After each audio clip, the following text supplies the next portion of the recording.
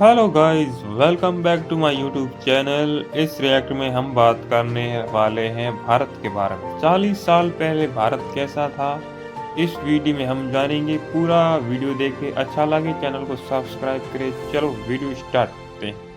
दोस्तों 1980 का वो दौर था जब लोगों के पास पैसे कम होते थे, लेकिन जिंदगी में खुशियां और सुकून बहुत ज्यादा होता था। साधन कम थे पर समाधान बहुत ज्यादा थे। उस समय ना तो मोबाइल फोन था और ना ही इंटरनेट था। मात्र टीवी और रेडियो ही उस समय मनोरंजन का एकमात्र जरिया था।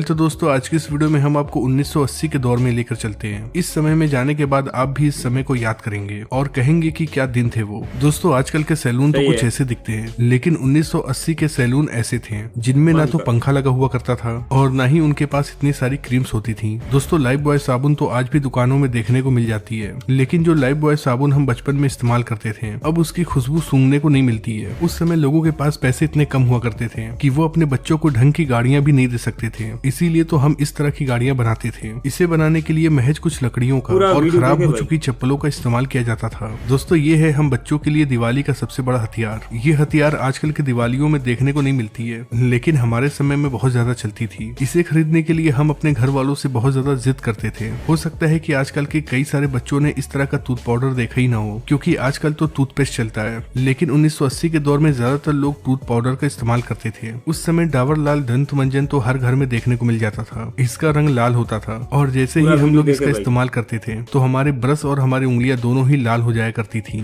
दोस्तों जब भी हमारे घर में पार्टियां हुआ करती थी तो इसी तरह के लालटेन का इस्तेमाल किया जाता था। इसकी रोशनी तो बहुत तेज होती थी पर इसका मेंटल अक्सर फूट जाया करता था। आज आपको शायद ही ऐसा कोई घिरनी देखने को मिले। ये हमारे बचपन में हर एक मेले में देखने को मिलती थी। हम लोग इसे मेले से खरीद कर लाया करते थे और ये केवल 1 से 2 दिन ही चला करती थी और फिर खराब हो जाती थी। वैसे दोस्तों जब आप इस गाड़ी को देखते हैं तो आपके दिमाग में क्या आता है? मुझे यकीन है कि अगर आपने इस गाड़ी को चलाया हो तो आपको अपने दोस्तों की याद जरूर आएगी, क्योंकि हम लोग इसे अपने दोस्तों के साथ मिलकर घंटों चलाया करते थे। दोस्तों क्या कभी आपने इस छर्रे वाले गेम को खेला है? इनमें इन सभी छर्रों को एक सर्कल में डालना होता था। कई बार ऐसा करना आसान होता था, पर कभी कभी ऐसा होता था कि ऐसा करने में बहुत ज्यादा समय लग जाता था। किस किस को याद है इस तरह की चक्री जिसे हम कोल्ड ड्रिंक के ढक्कन को हथौड़ी से पीट पीट कर बनाया करते थे, और जब ये ढक्कन सीधा हो जाया करता था तो फिर हम कील से इसमें छेद कर दिया करते थे। उसके बाद इसमें एक मजबूत सा धागा डालते थे और बस फिर ये तैयार हो जाता था और हम लोग जमकर खेला करते थे। दोस्तों मुझे ये नहीं पता कि इसे क्या कहते हैं, लेकिन 1980 के दौर में ये हर एक घर में पाया जाता था। इसके अंदर गेहूं और धान रखा जाता था।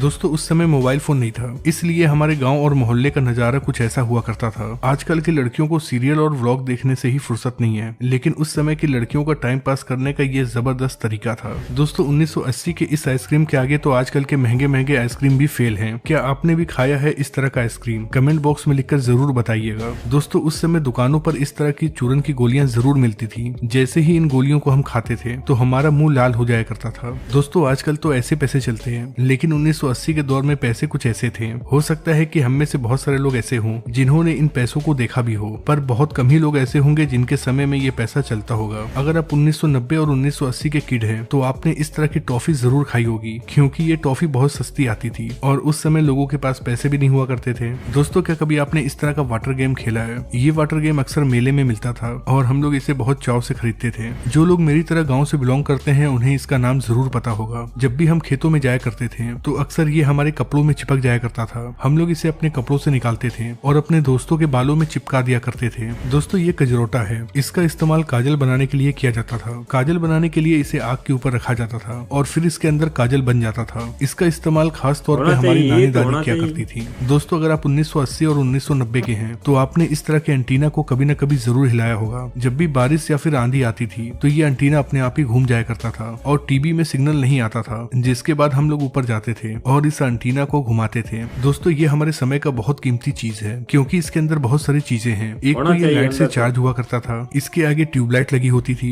जिसका इस्तेमाल हम रात में रोशनी के लिए करते थे। इसके अलावा इसके अंदर टेप और रेडियो भी था जिसमें हम जमकर गाना सुना करते थे। दोस्तों याद है आपको जब भी आपके हाथ में टॉर्च आती थी तो आप भी ऐसी हरकत जरूर करते होंगे। इसे हम क्यों करते थे ये बात तो आज तक नहीं पता, लेकिन ऐसा करने में मजा बहुत आता था। उस समय हमारे स्कूल में ऐसे कई सारे बच्चे थे जो अपने किताबों में मोर का पंख रखते थे और कहते थे कि मोर का पंख रखने से विद्या आती है। अब ये बात कितनी सही